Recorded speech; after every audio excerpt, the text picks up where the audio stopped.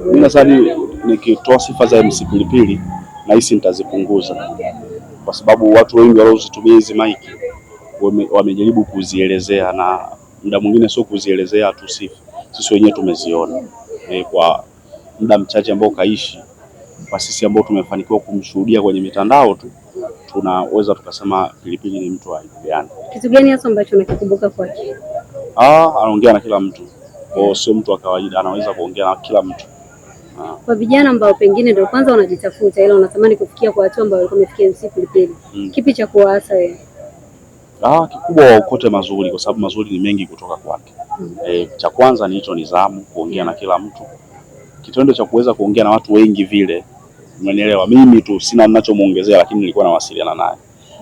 Watu wangu wa karibu wote wanawasiliana naye. Kuna watu ambao ni waheshimiwa anawasiliana nao. Kwa ni mtu ambao, yani, kuwa na ulimi ambao unaweza ukasikilizwa na kila mtu. Nadhani ndio kitu kimoja kikubwa sana cha kuchukua.